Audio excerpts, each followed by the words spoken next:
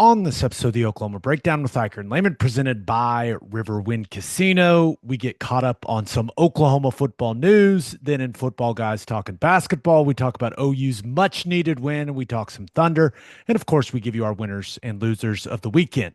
Please download and subscribe to the podcast, rate it 5 stars, and write us a good review. Follow the show on Twitter, Instagram, TikTok, Facebook, and YouTube. Just search Oklahoma Breakdown on any of those, and you'll find us. All right, our man Michael Hosty will kick this thing off. It's time for the Oklahoma Breakdown. It's a beautiful Sunday, February 23rd, and you're listening to the Oklahoma Breakdown with Ikard and Lehman, presented by Riverwind Casino. Riverwind is Oklahoma City's premier casino experience, and there are so many reasons why Riverwind is consistently voted OKC's #1 casino, but it all starts with their amazing variety of gaming thrills and excitement. Riverwind's beautiful, award-winning environment plays host to more than 2,800 of the latest electronic games with a huge selection of table games, including blackjack, match roulette, and Teddy's favorite, craps. No matter what your game, Riverwind has it in spades and hearts. And to learn more about their gaming promotions and entertainment options, all you got to do is visit riverwind.com. Riverwind Casino, good times, great rewards. How we doing, Ted? Good to be back. Good to be back. I'm doing fantastic. Weather is turned around, so I'm in good mood. I was in Colorado. I got better at skiing. If it's Nice. groomed, I'll ski it. Next step, moguls, learning that whole thing. It was only the second time I'd been on a ski trip, so slow but undoubtedly progress made. So exciting. Well, if you ask me, I wouldn't even waste your time learning the mogul situation. Not fun to ski at all, in my opinion. I'm a fan of the groomed runs from Yes. from what I can gather. But my oldest 3.5-year-old got out there on skis for the first time, loves it. So I'm gonna have Awesome. to continue to improve. That's good. That's good. Fun times. We have quite a bit to catch up on with OU football, and let's start here, Ted. Ross Dellinger from Yahoo Sports reported that there is momentum building within the SEC and Big Ten to expand the playoff to 14 or 16 teams. They plan on assigning multiple automatic qualifiers per league, as many as 4 each for the SEC and the Big Ten. And this could all lead to them finalizing a scheduling arrangement together that may fetch millions more in additional revenue from TV partners. Clearly, this is all going to affect OU football. What was kind of your initial reaction to the stuff that Dellinger was putting out? Um, I Not a surprise. I think that, whenever they first went to 12, I, and didn't do a long-term deal with it, it felt like it was, uh, I don't know. I guess I felt all along that it was going to expand and we were eventually going to get to 16. Now it sounds like 14 is maybe what they're talking about a little heavier, but I don't know. I think it'll eventually get to 16. So it wasn't a big surprise. You know, I think currently with where Oklahoma is at, I don't think an expanded playoff is a bad thing. I think it's a good thing. There may have been times in the past, like for if you're at Georgia right now, or you're in Ohio State, or a dominant program, you probably would prefer a smaller playoff, right? But I don't know. I guess I like it. If I mean the number of teams to me was not the big issue. Like my main issue is I want more home games, more campus playoff games, and I want it to go faster. I don't like how long it takes to play each round. I think those are fair criticisms. And Dellinger also reported that there's an agreement in place that grants the SEC and Big Ten decision-making powers over what the new format is going to be.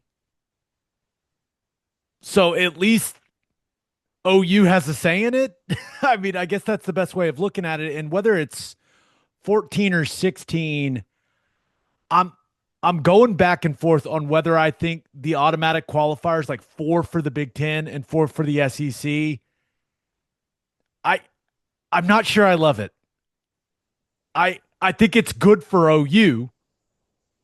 I think, like, if you finish in the top four of the SEC, then okay, you're going to get to make it in the playoff. Well, that seems like a rather attainable goal each season, right? Yeah, But I don't know. I kind of just want to see if it's going to be 14 or 16. I kind of just want to see the best teams play. I agree. And listen, I understand the automatic qualifier deal for the SEC and the Big Ten and why they think they want that, but we've had 1 year of a 12 team playoff, and the biggest frustration everyone had is basically the automatic qualifier deal. I don't even know why do you need that? I mean, I think the biggest complaint was the seeding. well, right. Maybe I not guess I'm necessarily the tying that automatic to the qualifier, like them actually getting, automatically qualifying. I think it was them automatically qualifying and being in the top four. well, I guess I mean I'm just kind of extending that out to where they automatically qualified for a bye, and that was dumb. And because like if the fourth best SEC team isn't good, they shouldn't be in the playoff. Now, most likely that's not going to be the case, right? That's pretty typically the fourth best SEC team is going to be pretty good, but it's not always that way. I just don't know why they feel the need to lock themselves in.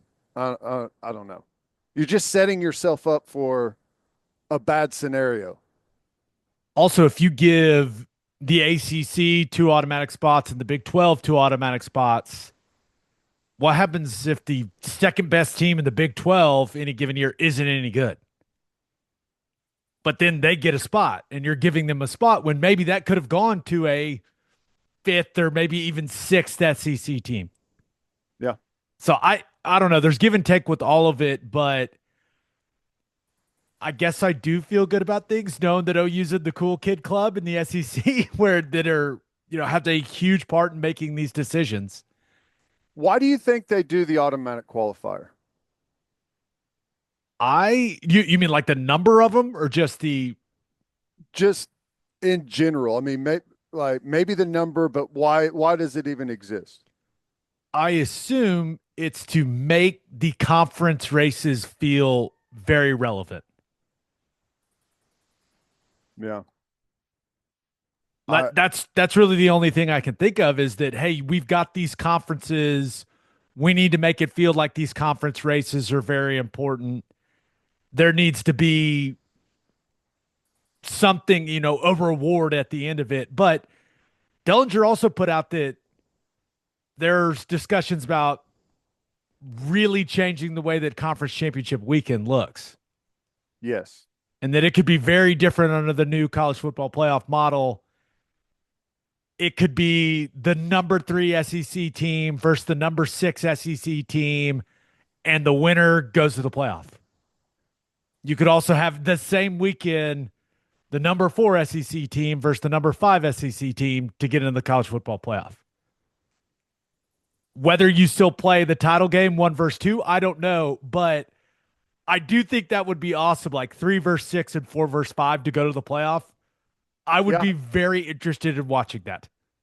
Yeah. And I guess so. Wasn't there was another scenario where it was 4 games on conference weekend, right?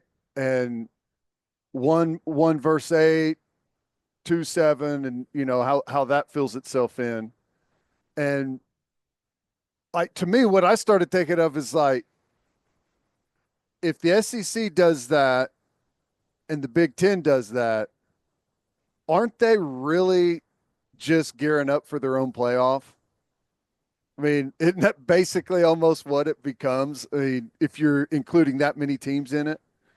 Which is why if you're the ACC and the Big 12, and the Big Ten and the SEC say, "Hey, we want four spots every single year," you kind of just have to say okay, Right. Yeah. right? Because they can just go do their own thing, and maybe we get to that eventually. But really, all of this stuff that Dellinger put out, I kept coming back to: how does this affect OU football? And I think the number one effect it will have is if the playoff expands again, which it feels inevitable at this point. It seems like that format change is going to lead to the SEC going to 9 conference games. Yep.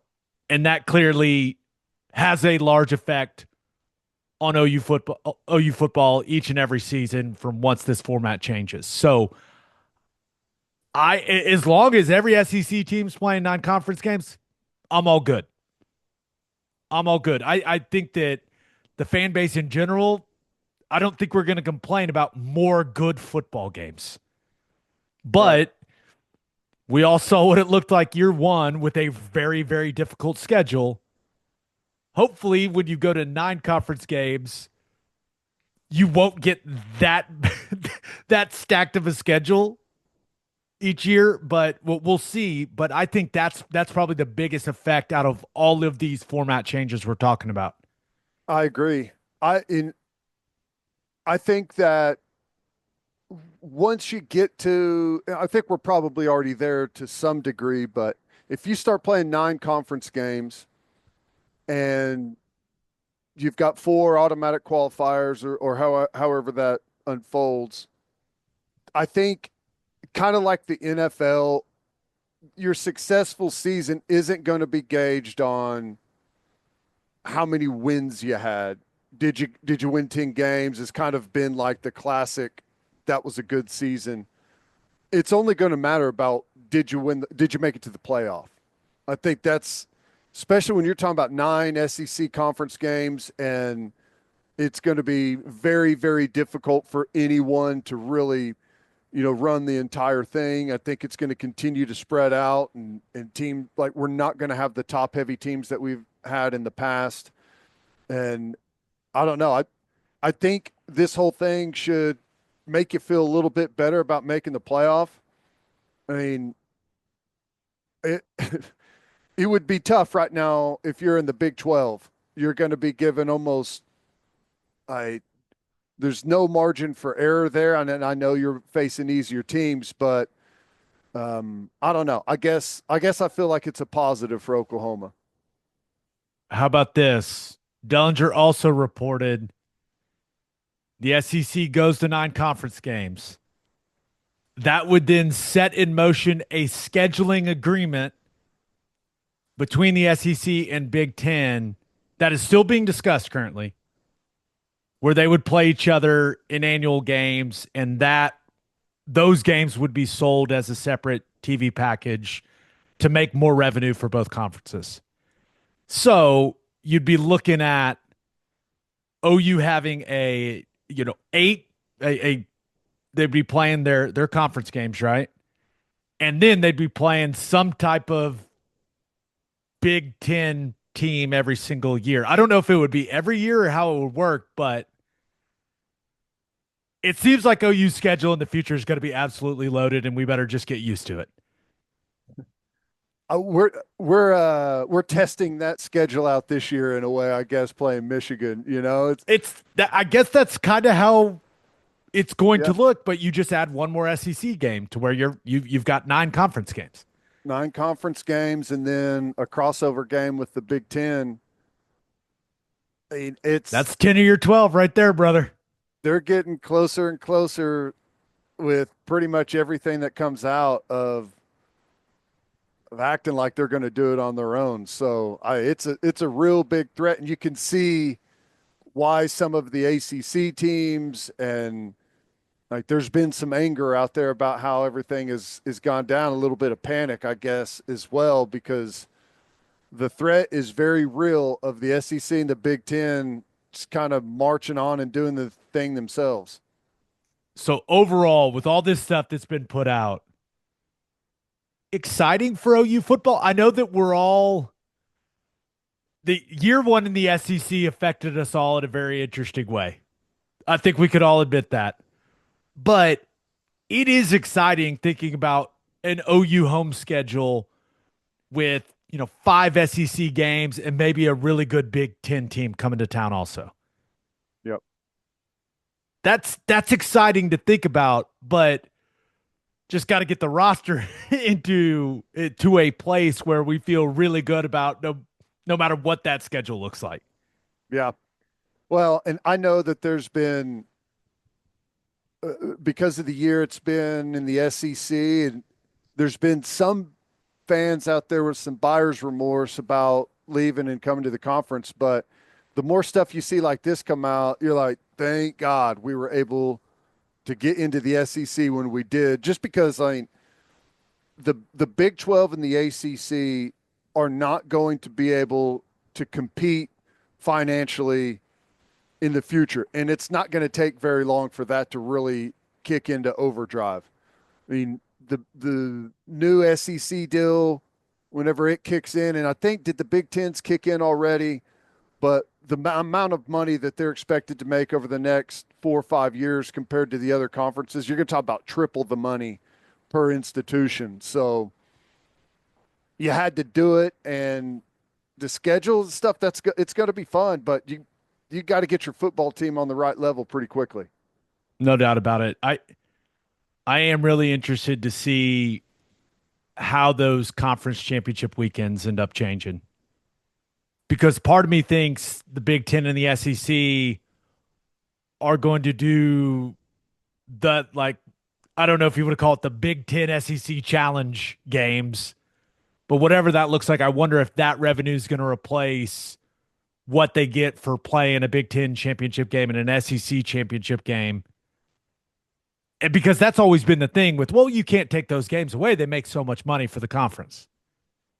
Well, if you find other ways to replace that revenue or maybe even exceed that revenue, then maybe you don't have 1 and 2 in your conference and those teams just automatically go to the playoff and you have the 3 versus 6 and 4 versus 5 on championship weekend. Could you imagine, like, I don't hosting Ole Miss for playing like a playoff playing game? How awesome that would be. So much fun.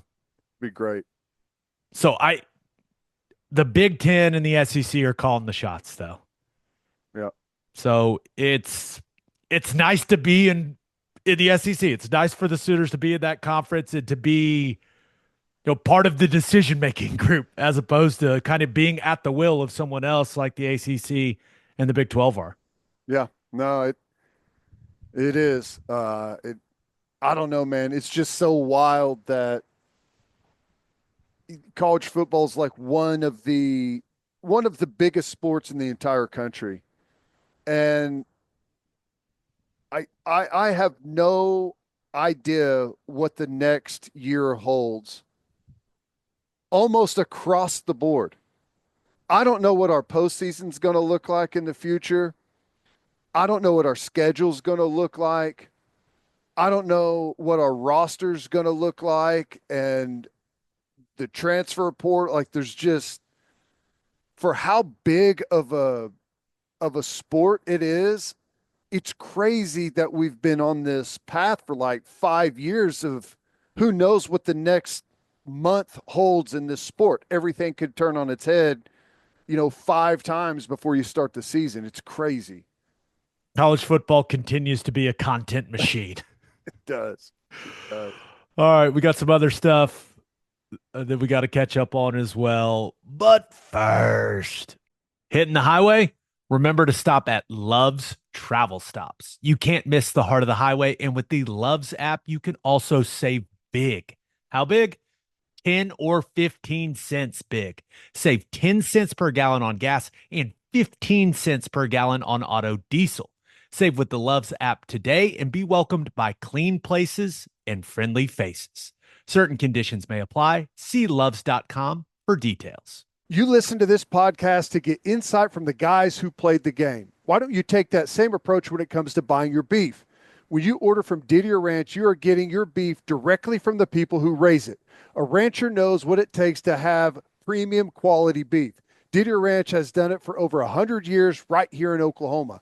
From delicious 21-day dry-aged ribeyes to savory steak burgers, there is no better place to get your beef. Get your beef from the guys who've done it and use code Oklahoma15 for 15% off on DidierRanch.com. Didier Ranch. Tradition tastes better. And we are brought to you by Simple Modern, an Oklahoma-owned company and the official drinkware partner of the OU Sooners. Simple Modern recently launched a new, incredibly robust personalizer that allows you to create personalized drinkware for any occasion. You could get personalized water bottles for your kiddo's spring soccer team, or wow the one you love for her birthday or Mother's Day with something you create just for her. You can even upload your kiddo's artwork to be engraved on a bottle. Plus, with 10% of all Simple Modern profits going to charity, many in Oklahoma, you're also helping Oklahomans everywhere. Create something one of a kind on simplemodern.com. Simple Modern, it's good everywhere. So, OU's athletic director, Joe Castiglione, sent a letter out to the fans. A lot of people were talking about this email, Ted, and it really had to do with revenue sharing and that era of college athletics that everyone is anticipating being here very soon. And in the email, he shared that OU is planning on sharing the maximum with their student athletes to $20.5 million. But I think one of the things that caught a lot of people's attention was that new $20.5 million expense. That money has to come from somewhere. And the way that it was phrased was, quote, we're looking at reallocating existing funds for the purpose of revenue sharing to evaluating future ticket pricing and premium offerings across all sports. Can you explain that to me, Ted? No. I mean, I don't know where they're reallocating the existing funds from. That's what I guess I'm not exactly sure of. I mean, now the future ticket pricing and premium offerings, I'm expecting that to not go down in pricing. I mean, right? As everything's become more expensive for the athletic department, they've got to try and close the gap somewhere. But I'm not sure. I mean, unless it ties into the situation we talked about previously, the change in legislation, but I honestly don't know. The email says there's 3 ways to make a difference for OU fans. You can give to the Sooner Club's Inspiring Champions Fund. You can get a subscription to One Oklahoma. And then if you're a business owner, you can contact Sooner Sports Properties and try to do a partnership with an OU student athlete to promote your business through that avenue. It seems like there's just a lot going on. Yeah. I think that just from some of the feedback I saw about the email, I feel like OU fans, they want to help. They just want to kind of know what's going to happen with their money, and they want to know where they give that money. Like if they want to help get wide receivers or tight ends, like where do I give that money? How do I make sure that the money that I give is being used the way I want it to be used? Right. It is. I don't know if they don't do this because they don't want to do it and things change a day later, but whenever they feel like there's some solid footing to stand on, there needs to be like almost a workshop or something. Like someone needs to get up, lay it all out, take questions, like and just exactly lay out exactly how everything goes, because nobody has a clue. And as soon as you feel like you grab a hold of it, it all kind of changes again, and they start up some new partnership, and it's a lot to keep up with. And frankly, because of that, I think a lot of people have tuned it out. I agree. We need some type of TED Talk. Something to where we understand what you can do, what you can't do, how funds can be used, what happens whenever you donate it to any of these entities, what's the best path forward, just to lay these things out in terms that we can all understand. But I think the reason they haven't done that is because it all changes every other month. I'm not sure there's anyone. Then this isn't an OU problem. I think this is an everywhere problem. Yeah. I don't think anyone really knows how this is working right now. And you think this revenue sharing era is coming, and you continue to see people suing the house settlement, like, and all that stuff. Is it actually going to happen? I don't know.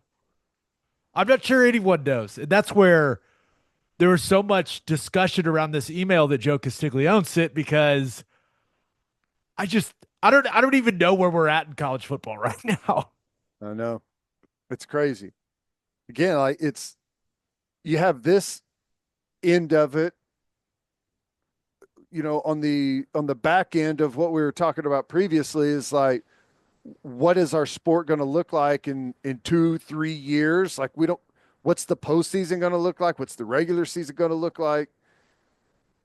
I've I've never seen anything. It would be like the NFL just showing up every year and winging it. Like, hey, this is what we're going to try this year in the postseason, and we're going to try this many regular season games, and it's so strange. I mean, I'm not necessarily blaming anyone, because the the whole lawsuit situation that has taken place with the portal, with the NIL, with all of those, they really are, they're paralyzed to a certain extent on a lot of things that they can and can't do. I'm just confused. Yes. I just want to know how the sport is working. I just want to know, like, how is revenue share going to work? Like, I thought it was a very good sign. Hey, OU is all in on the revenue sharing era of college athletics. Like, they're going to give the maximum. But how much is football getting? Like, what are the percentages? How does that all work? Like, I've got no clue. I feel like there's this mystery involved with all that. Like, the people in the know what percentage of it is going to football, but nobody wants to say it. It needs to be the vast majority. Well, I think it's going to be. I mean, and no one's going to argue with that. That's where all the money is generated. But it feels like everyone is very hesitant to say that for whatever reason. I mean, I understand, because you don't want to alienate all the other sports that you have on campus, and the recruiting and all of those things that come with it. But it's just a very, very quiet in that regards as to what people are going to do. And what's good, like you mentioned, it's not just an OU thing. You're really not hearing anyone talk about this stuff. I do believe that you look at what OU football is going to need year in and year out to field a very competitive roster. It's probably somewhere in the 25 million range. Yeah, this year. I 30 mean, that million range. that 20.5 number is going to climb almost every year. I don't know exactly what metrics it's tied into, but over the next 5 years, it's expected to be up above the 30 million number. So, gonna have to find the money.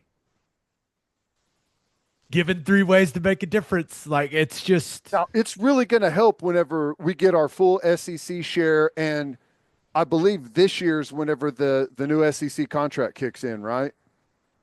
think that's right. So, like, that payout per school is supposed to be in the $70 million range. That But will help. remember, the school can only give to a cap. Right. But I my think point is, this year I think our payment was 25 million. Right. That takes about all of it now. So I don't know. It's who knows? Who knows how it's all going to work together? I was hoping you'd have everything figured out and just be able to explain it to me. the thing that I have really dialed in and figured out 100% for sure is that I don't know anything. I don't know nothing.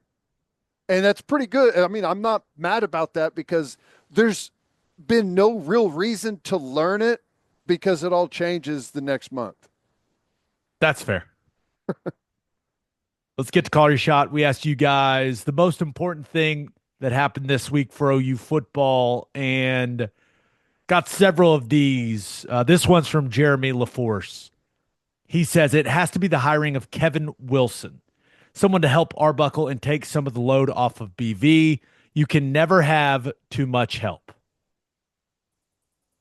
Kevin Wilson coming to be an analyst, Ted. What do you think? I like it. I think we've heard Coach Venables talk about Kevin Wilson in the past. How much he respects him, what he thought of him as a play caller, and going against him in practice really made Coach Venables better. And we've seen him with a lot of really successful teams. I mean, at Oklahoma, whenever he was offensive coordinator, and before he was offensive coordinator, obviously did some great stuff at Indiana as head coach, and then Ohio State. He's been around. He's got a ton of experience. He's got experience just as an offensive coordinator, but then at position specific stuff. You've talked to him. I've talked about him as offensive line coach. He's done some stuff with tight ends previously. So I think overall he makes our staff better. I couldn't agree more. And Kevin Wilson recruited me to OU. I went to play tight end for him. He's a brilliant football coach. Now, you better be ready for some intensity with that man. You just have to know. You cannot be sensitive around him. You just can't. He is going to coach you harder than any human being has ever coached you. You just have to be ready for it. And I've said this many times in the past. I've never seen a coach get more out of his players than him, especially the guys in the position room that he's in charge of. Like when he was in charge of tight ends, the tight ends they were always the guys that were playing the hardest. Now, a lot of the times it was so you didn't have to deal with his criticism. That's right. But he's an excellent football coach, but it's hardcore, man. Mm-hmm. Unless he's changed drastically. I don't know, right? I mean, he's been a head coach since then. He's been an offensive coordinator since then. So I don't know, but I have a hard time believing that Kevin Wilson's still not incredibly intense. So I think overall, I think it's something this program needs. Yeah. Like, I think that having a guy that is going to force you to play with more of an edge, I think that's a good thing, man. Yeah. What do you think? What do you think his role is going to look like on the staff? Well, I asked Coach Venables that exact question, and he said assistant to the head coach. He'll help with offensive line, offense as like analyst, and then advanced scouting, and then game day logistics. So I think all of that, most of that's pretty self-explanatory. As an analyst, a lot of times during the season, they're scouting the teams, the defenses you're going to play weeks out in advance to really be able to dial in on it whenever you actually get to that game week. I am curious with the offensive line and offense, like what exactly that means, like throughout spring ball and through training camp, and how hands-on is that going to be for him? And then the game day logistics stuff, I think it's what we saw from Wells, where you've got someone that's been head coach that's right there on the sideline. With Venables calling the defense, you'll have, someone there should anything pop up instantly, and Coach Venables may be over talking to the defense at that point. You'll have someone there with that type of experience to either relay it, I don't know if he'll have the ability to make decisions, but just an extra head coach basically walking the sideline. Yeah, and I have to imagine that Wilson's going to be a very valuable resource for Ben Arbuckle. Yep. Now, Arbuckle's running the show. He's the offensive coordinator, but I've got a feeling he's smart enough to look at that situation and go, hey, this guy's had a ton of success on offense. Let me pick his brain a little bit. Let's work together and develop this offense and make it as good as it possibly could be. Because when you look at the overall offensive staff, Wilson's the most accomplished guy. When you think like he was a head coach.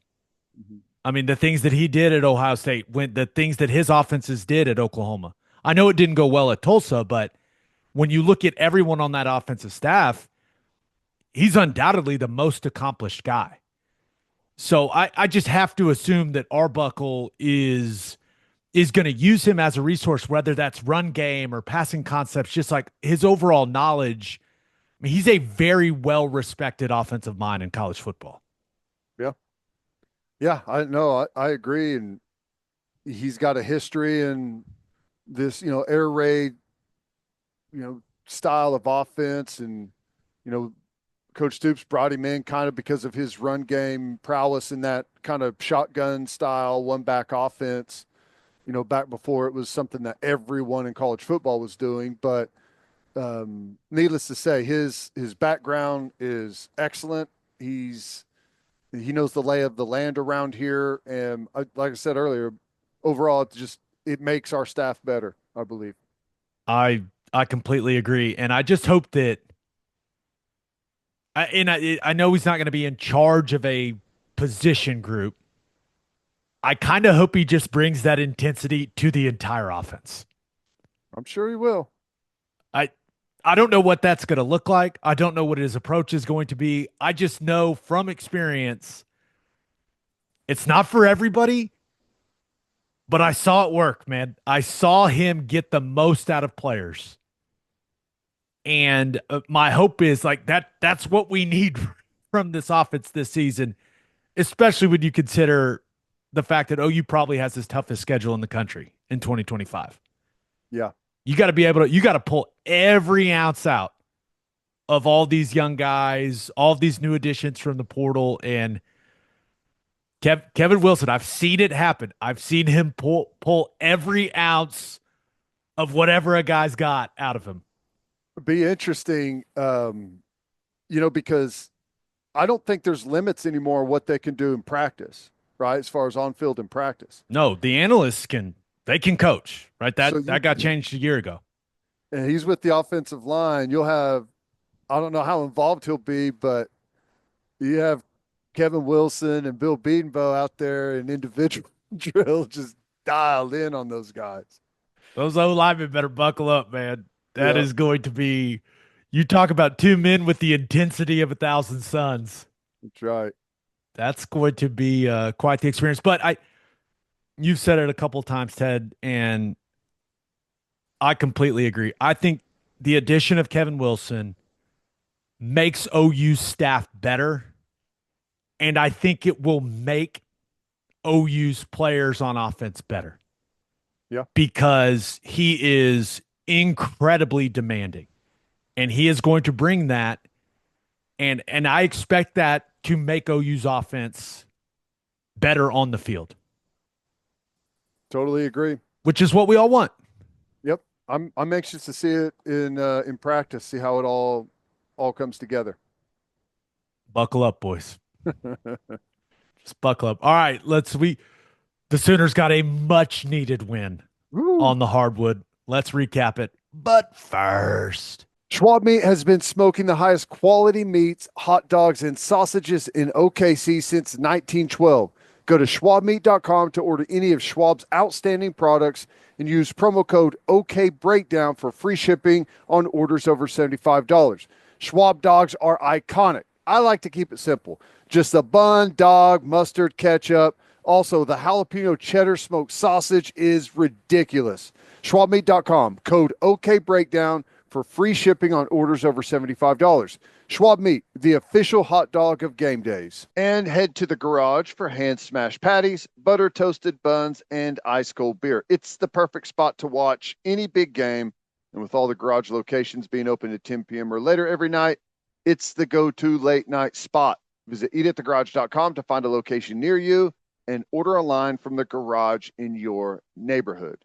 Insurica's launched a new digital agency introducing Insurica Direct. Whether you're in Oklahoma or anywhere across the U.S., they've got you covered. From small business insurance and health insurance for your employees to insurance for individuals like home, auto, and even Medicare supplements.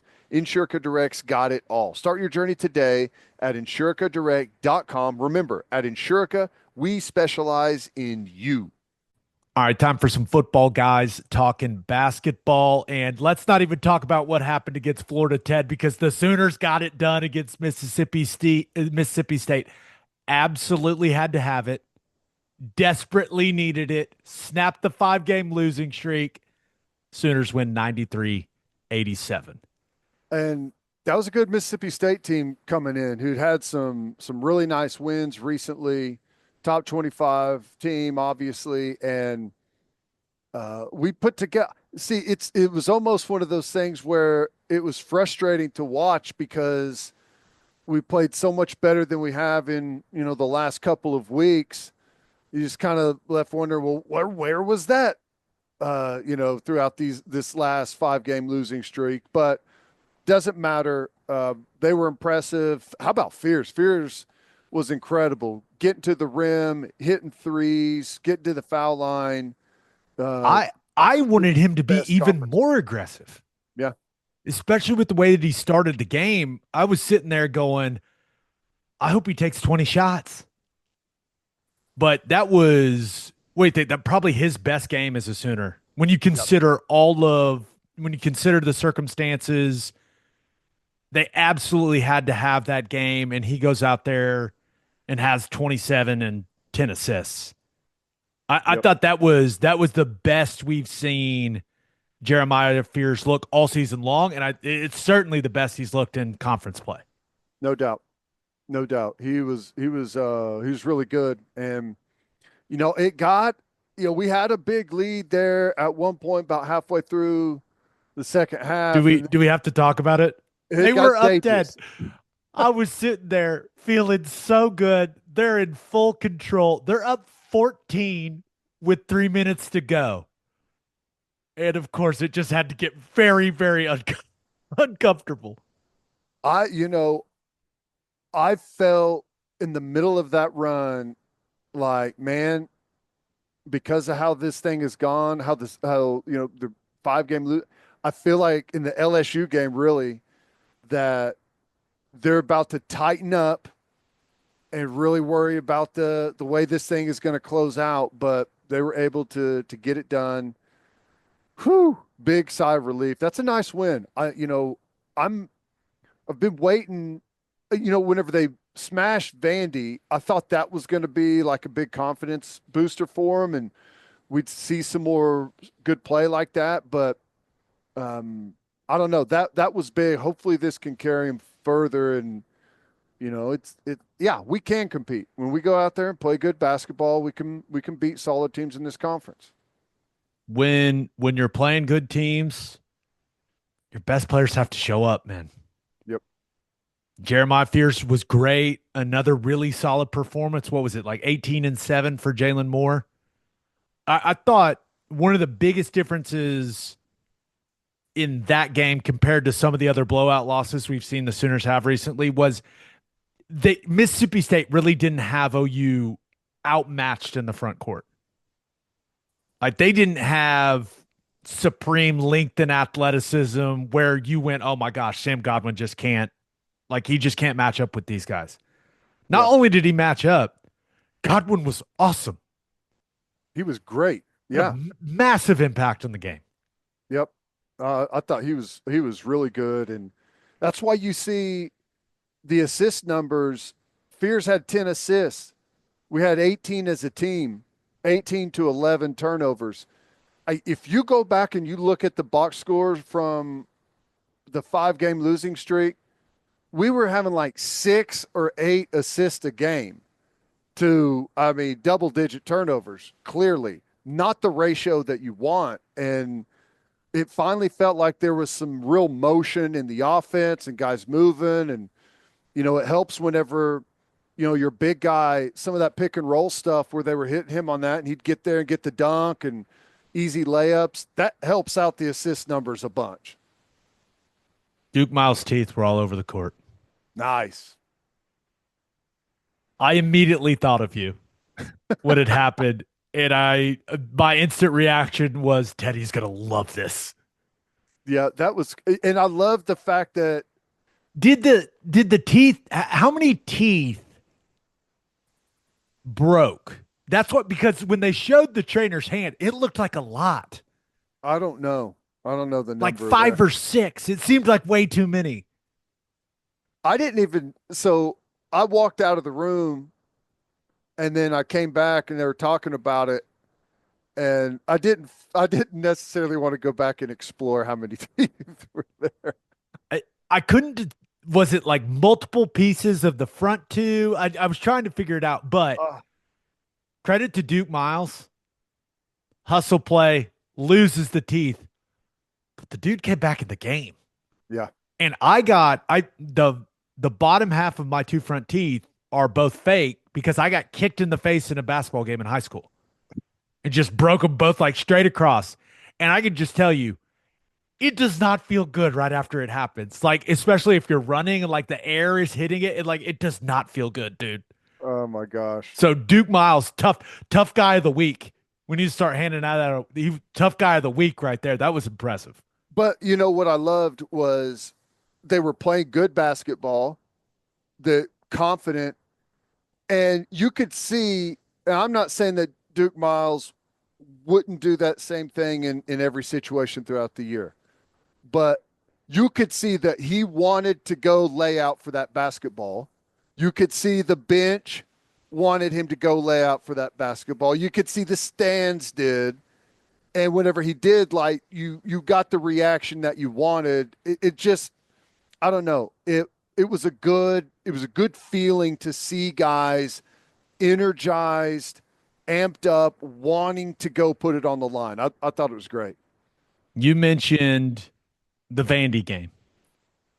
Our hope was after them just destroying Vandy that they would carry that momentum forward. Yes. That did not happen. No. My hope is that this win over Mississippi State, that it goes differently this time because Kentucky's coming to Norman Wednesday night. Mm-hmm.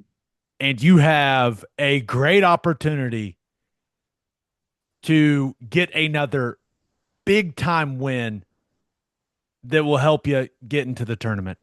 And OU can beat Kentucky. They can. Kentucky's like one of the hardest teams to predict in the conference of what you're going to get night in, night out. Very difficult. But also, it's Kentucky. They have a very talented team. Yep. But Wednesday night, 8 p.m. tip, like it's a great opportunity for the Sooners. And let's just hope that they carry some of the momentum from this Mississippi State win. Yeah. They have to handle success well. They have to use that. And I think we all just want it to be a good game. Right. Yep. It's highly unlikely that the Sooners are going to blow Kentucky out. But I think the frustrating part for the fans has been in some of these big time games, like they've just been non-competitive on OU's side of things. Like slow starts and never really be able to generate anything. I mean, get off to a good, solid start, settle into the game, and where you at least have a chance to compete, and you're not trying to play catch up the whole time. One more thing about OU basketball. You are our real estate and development expert. What does this Cleveland County judge ruling mean? Right? It allows for the new arena and entertainment district to move forward without a public vote. That's what I understand. I'm sure there's an appeal coming. There could be an appeal coming. Yeah. So the way I understand it, the group that was against it put a petition together to try and get it to where it was a citywide vote. Petition was ruled to be ineligible. I don't know. I didn't follow the case. I just kind of saw the ruling that, they said that the signatures weren't gathered properly, and was ruled in favor of what the previous decision was. Now, that group has said that they're going to appeal, but that's going to cost more money, and there's not even a guarantee that a higher court will even hear the appeal. So I would say right now it feels like pretty strong position that it's going to be moving forward. Things could change, as we've all seen in this whole deal over the years. Well, that's good, right? Good. Yeah. Very good. Okay. Positivity. Positivity.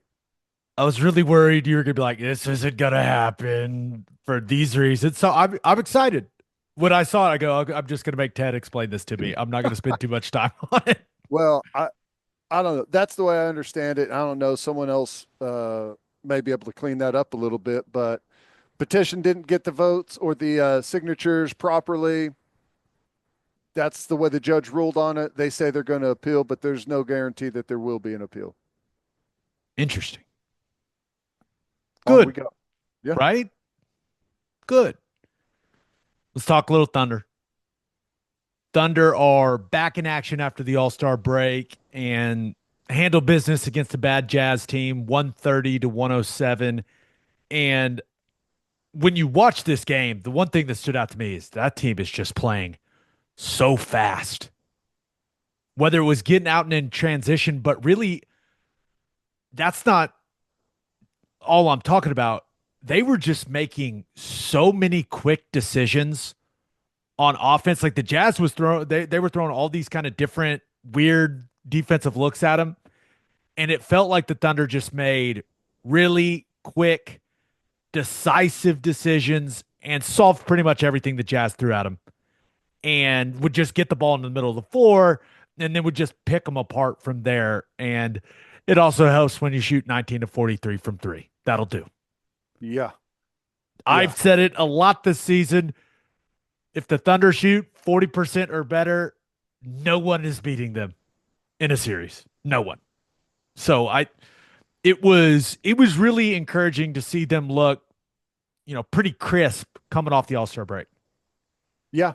How's the one of the questions was with Chet coming back in, like, how's that going to affect the rotations and the chemistry? What have you seen so far with that?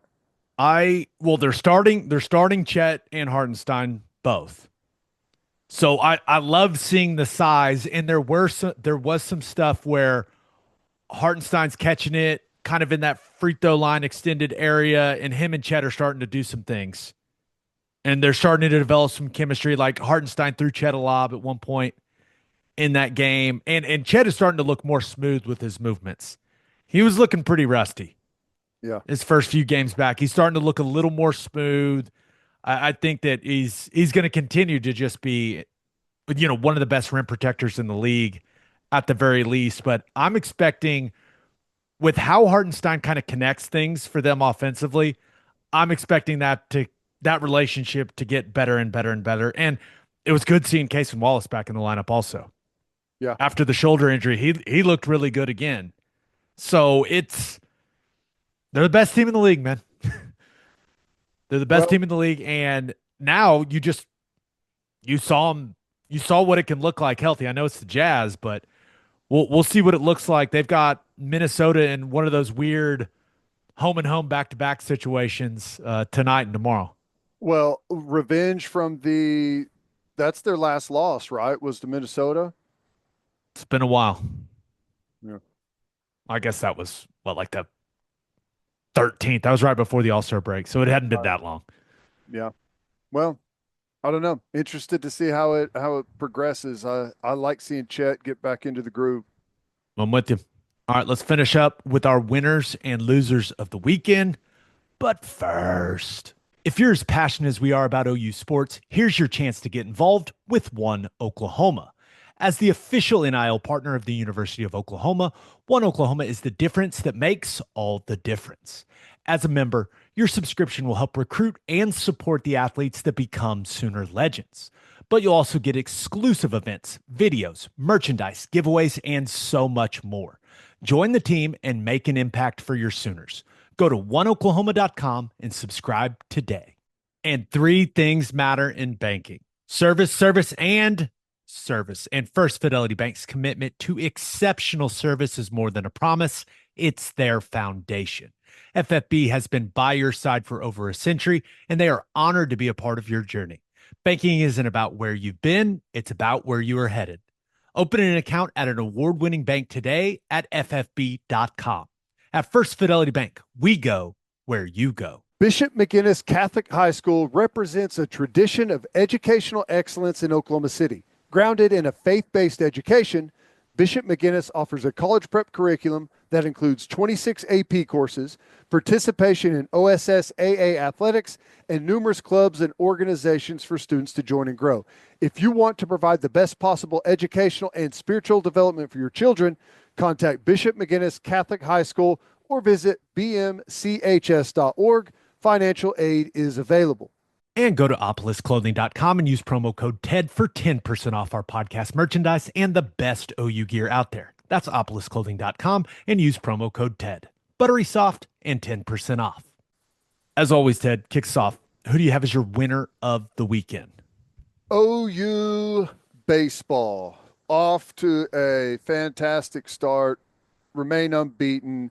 They took down number 7 Oregon State yesterday, which, by the way, right now they're going to be just getting underway against number 2 Virginia. So an opportunity for 2 great back-to-back wins, but big win against Oregon State. Pitching has been really special. The Witherspoon brothers have been great. The big worry was, okay, looks like we got a lot of arms. You know, the 3 starters that it looks like we're going to have, all really strong. We got, you know, a really good bullpen, a bunch of guys that can, you know, throw gas. What's the offense going to look like? It's been really good so far. Easton Carmichael's already got 3 home runs. You got a bunch of different guys up and down the lineup that are contributing. So OU baseball off to a really good start. First of all, you and I love Skip Johnson. He's the best. But on this podcast, we have not, I don't think in the history of it, we've really gone all in on OU baseball. Is this the season that changes? I plan on attending every home series they have, especially when they get into conference play, weather permitting. Weather permitting, yeah. Let's not be ridiculous. Sorry, it'd be hard for me to go stand in the 30-degree weather and watch a baseball game. Ted is not a cold weather fan. No, not a cold weather. Neither am I. So no judgment here, brother. But maybe this is the year. When they had a couple years ago when they had the big time run and went to the championship series, we were talking about it. But maybe this is the year where we get, like, week in and week out, we show Skip and the boys a little more attention. What do you think? I'm down. I will be. I've so far I've watched or listened to pretty much every game. I mean, the season ticket sales have been the best they've ever had, at least from best they've had since anyone there can remember or has been a part of it.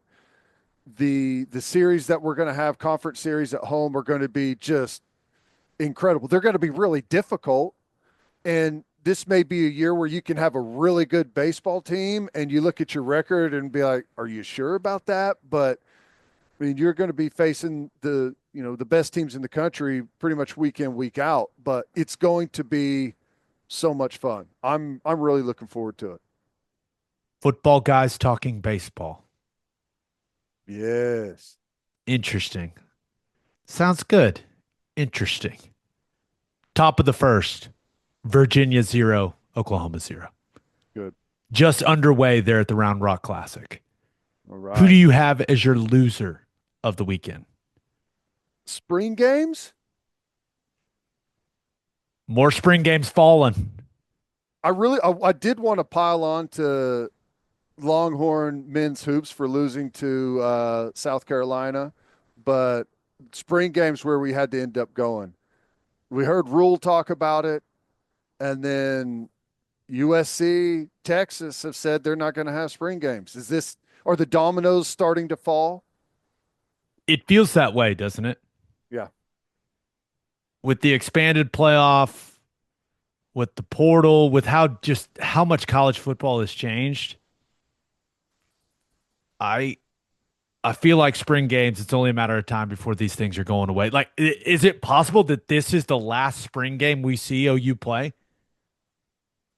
I Are we sure we see him play one? I haven't been told anything. Have you? No, I haven't. I'm Um, planning on working the spring game. I don't know. I think that if you don't have some guardrails put in, then I can totally understand the reasoning that Matt Rule laid out. It sounds dramatic, but it's not, because if you have a freshman that goes out and scores 4 touchdowns and the fan base is just over the moon, there's a good chance he's going to walk into your office and start making NIL demands over what he's already got. And that's just the beginning of it.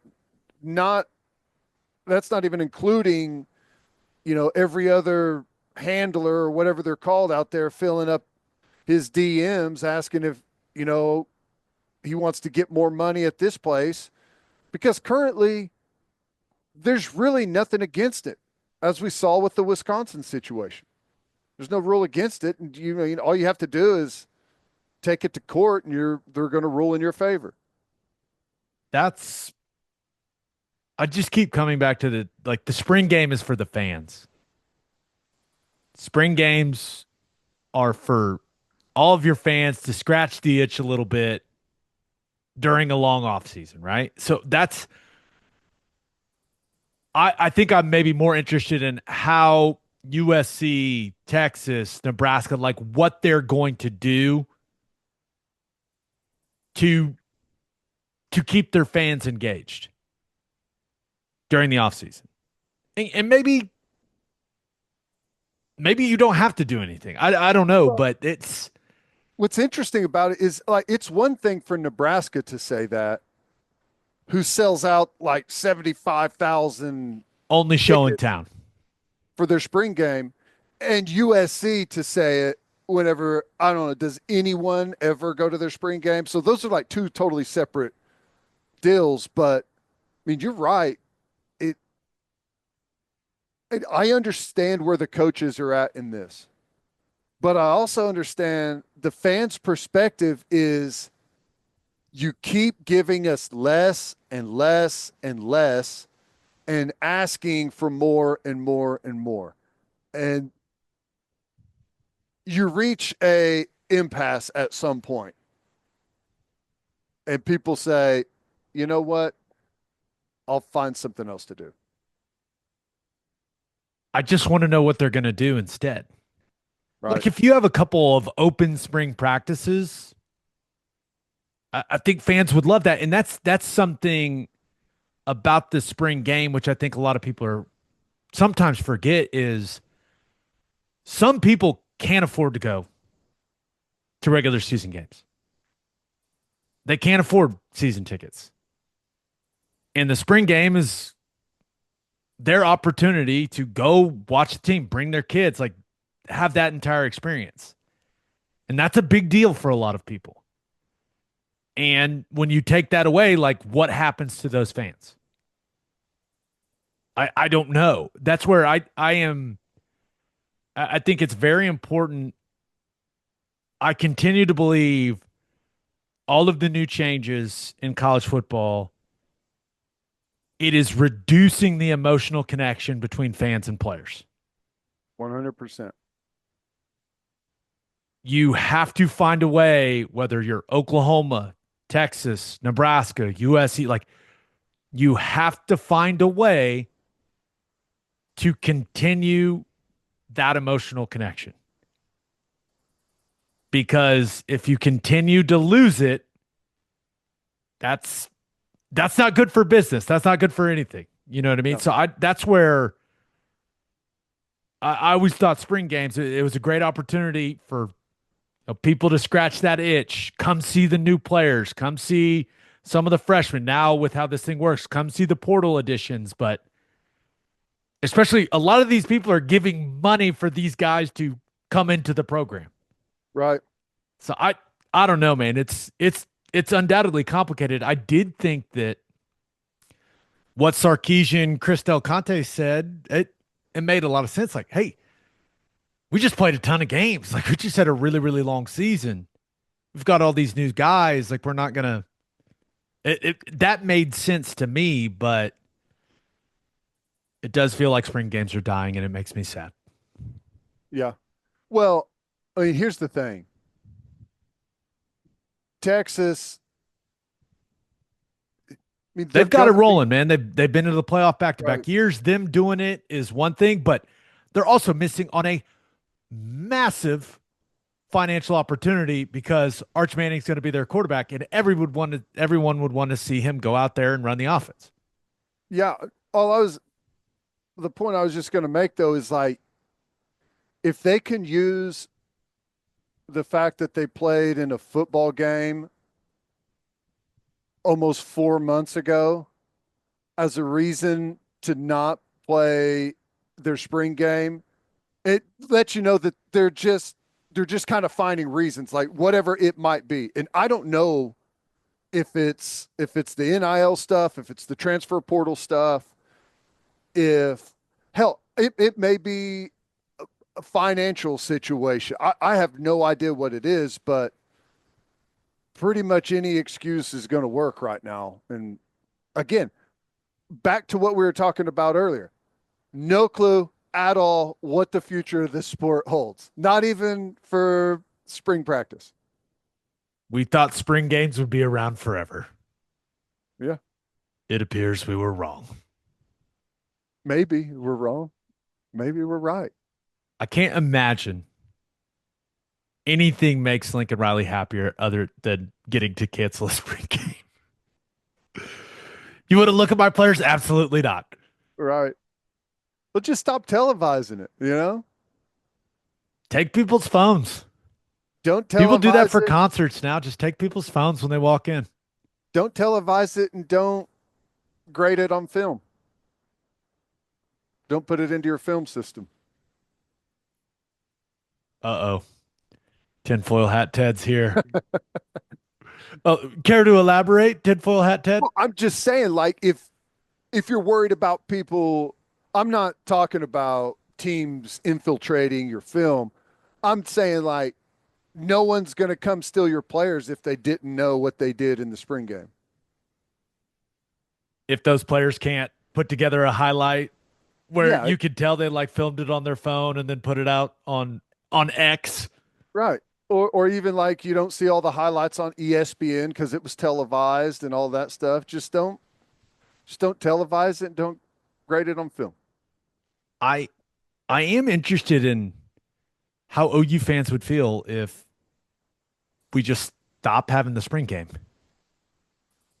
I really like the spring game. It's fun. I don't think they'd feel good. Just because it goes, and I don't even know there's a handful of people that probably go every year, and it's not like it's something that you hang your hat on. It's just not, the weather's nice and you want to go see some of the new players. It's cool. But it's just the fact that you keep offering us less and asking us for more money. I think that's the big hang up. Completely agree. People are going to reach their breaking point eventually. Yep. If they're not already there.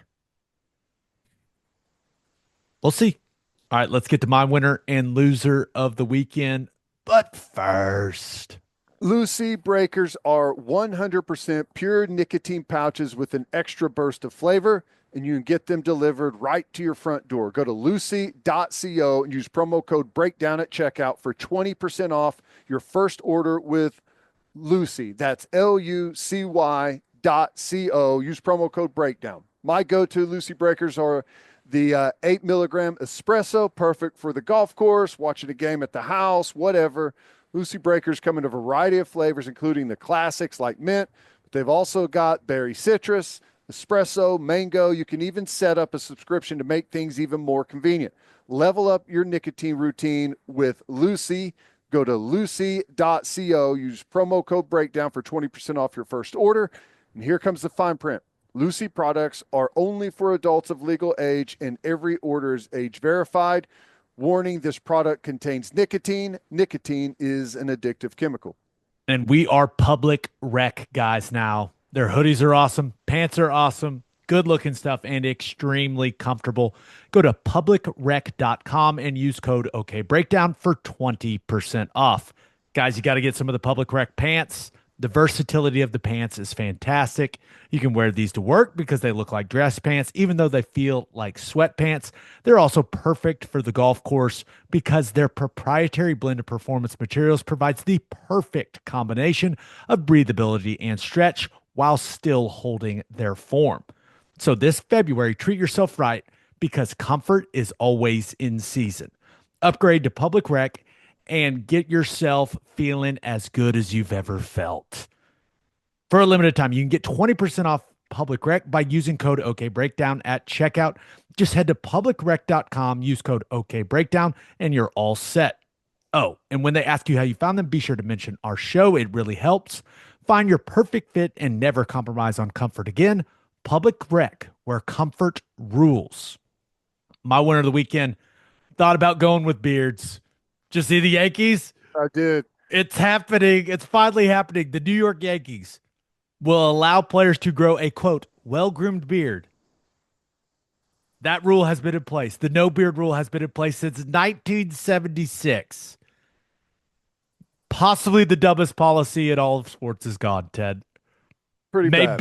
May bearded man everywhere rejoice. Yeah, it's I don't know the reasoning behind it. I don't know why they stuck with it, but it makes sense that they finally ditch it because you're right. One of the dumbest things out there. Like I can understand it at a point like John Wooden did it at UCLA. Like when in college and you're trying to, I mean, you're trying to build like some rules and some foundation of a culture and a program. Like it makes a little more sense, but in professional sports, it's like, what are we doing? I mean, I don't get it at all. Been a long time since they won. Maybe they're just trying to switch up the mojo. Whatever we could do. I think I don't know how many players over the years they've cost themselves by not allowing guys to have beards, but that number is more than zero. You think so? I think so. Yeah. I think so. So I'm interested to see, hey, is this the change the Yankees organization needed to get back to the mountaintop? We'll see. Won't hurt. At least we won't have to hear guys complain about it anymore. Right. But undoubtedly, winner of the weekend is the National Hockey League. Ted, have you ever seen this many people talking about hockey? No. Especially when I don't know that anyone even knew it was happening until the first USA Canada matchup went crazy. 3 fights in the first 9 seconds. It was awesome. Don't boo our anthem, Canada. I know there's some political stuff going on. Don't boo the anthem. Actually, I loved it. I loved like the animosity that creative. That was awesome. And the Four Nations, it was a massive, massive success. Now there was a lot that went into the buildup, and then a lot at that, like you mentioned, that first USA Canada game. But give me all the international hockey animosity. I loved it. Yep. And unfortunately, Connor McDavid's really good at hockey. Gosh, he is. Especially whenever you leave him absolutely unguarded, untouched right there in the slot. Easy finish for him. We were all very emotionally invested in that hockey game. It I would, was it was a strange and fun feeling. yeah, I would I mean, how do you leave that guy unguarded? Well, maybe if you're in overtime of a game that doesn't matter during All-Star break and you start to realize that we've got like 40 games left in the season. Let's try and get out of here. Let's My go home. legs are tired. I do think it's going to be because in all seriousness, that's as much as I've had like people around me, like my friend group, talk about hockey, maybe ever. Yeah. And I I'm bet not the sure you ratings were can crazy. I'm not sure you can replicate everything that was happening to where these two games felt as big as they did. But the NHL's got to capitalize on this. Yep. And I don't know how they're going to balance all of it moving forward when it comes to the All-Star game and the Winter Olympics, and they're bringing the Hockey World Cup back. The Four Nations thing that just had, was unbelievably successful. It's obvious that people dig cheering for their country Yes. if they're playing against another country in hockey. And that I think the Four Nations that entire situation brought more casual fans into the fold, but it'll be really interesting to see if the NHL can balance all of this and grow the game. Yeah. Yeah. I mean, I don't even know if they'll be able to replicate it next year. It just so happened to have kind of like the perfect backdrop and everything, but it was great. It was better than a skills competition or something that you would typically see on an all-star weekend. So it was fantastic. It felt like playoff hockey. And, for people that haven't, I used to watch a ton of hockey. Um, but whenever I started doing radio and like podcast stuff, you have to select what you watch. You kind of have like when the Thunder came and you're doing radio, you have to watch Thunder. You can't just spend all your time watching hockey. You have to watch the things that you talk about. But I'm sure there's a lot of people that maybe had faded away from the game a little bit, and that was a situation to bring them back into the fold and maybe start, watching a little bit more of it in the future. I've said this many times over the years. If Oklahoma City were to get another professional sports team, I would want it to be an NHL team. Going to NHL games is so much fun. And I think just how hockey is, like the passion, the effort. I don't know. I think it aligns with Oklahomans really, really well. Yeah, it does. Now there would be some people that say, "Hey, we didn't do a great job of supporting the Blazers. We didn't do a great job of supporting the Barons." Like I totally get that argument, but I think it would be awesome to have an NHL team. It's different NHL. Yeah. I mean, it's like saying you don't support I don't know, a minor league baseball team compared to what it would be like, with a professional team. I mean, it's hard to compare the two, but um, I I don't know. I wouldn't mind it. I'd love it if we had a professional hockey team here. I just with the overlap between the Thunder season and hockey season, I don't I don't know how that would go, but NHL hockey is really fun to go and watch. It is. It's a blast. All right, my loser of the weekend. Give me the San Antonio Spurs, man. What a horrible weekend. Yeah. First of all, Greg Popovich, not expected to return this season after suffering the stroke a couple months ago.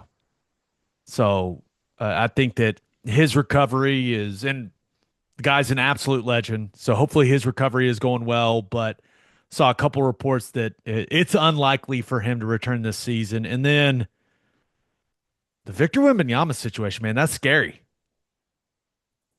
Yeah. That's got to be terrifying for him and for that organization. And I know that a lot of people say, hey, this should not affect his long-term health, but anytime you're talking about blood clots, it freaks me out, man. And anytime that you start throwing out thrombosis and like words I don't know what mean, that's when it gets even scarier for me. Yeah, and I guess as I was reading on this story a little bit, like super thin and really tall guys exactly like him are at a increased risk of it. So um I don't know. He's going to miss extended time for the rest of the season, but I guess it's not a guarantee that it either doesn't happen again or something maybe that he's not ever able to play. I guess I don't know the long-term prognosis for it, but it's not good, that's for sure.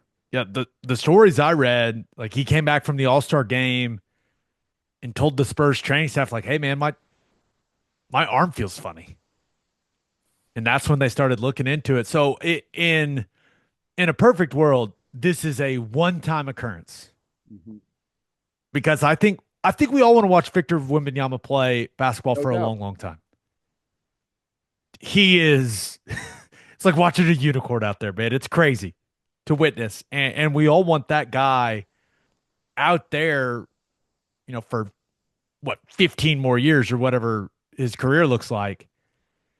I'm just hoping that this is just a one-time thing. Is there a chance that this is obviously a serious medical issue and it's something that you've got to be extremely cautious with? But is there a chance that this is like they wouldn't typically shut him down for the rest of the year if they were in a more competitive spot? I don't know the answer to that, but just from the stories I've read, the quotes from the Spurs leadership,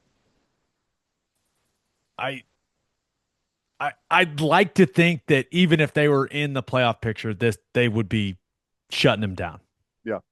It's Because once again, blood clots like that's scary stuff. Yep. So I It's a one you can't get wrong. exactly. And I think when the headline initially came out, there were people going, "Oh, okay, Spurs, you guys are trying to tank for Cooper Flag. We see what you're doing here." And then you started reading the details and you're like, "Oh my gosh, this is not good." But once again, I just hope this is a one-time thing. This isn't a recurring issue for Wemby because I just want to watch the guy play basketball. I think he's an interesting cat. I think he is completely unique out on the basketball floor. And I'm assuming that Adam Silver and the NBA are highly invested in making sure he gets the No doubt. best care possible with this whole thing. It's because I mean they went and played games in Paris because of him. Yeah. Like Yeah. he's one of these guys that you look at and you go, "Hey, he's going to be one of the faces of the NBA for the next, 10, 15 years." So let's hope this is just a one-time thing. Yep. Yeah. He's I mean, the Spurs fans would that would be just brutal for them, but I don't know. I think he'll be okay eventually. At least I Yeah, hope so. let's hope. But you combine that with the Popovich news, just a brutal weekend for the Spurs. Brutal. Birthday shoutouts. Happy 5th birthday to Gwendolyn DeMay. Happy 17th birthday to Aiden Packer Leslie.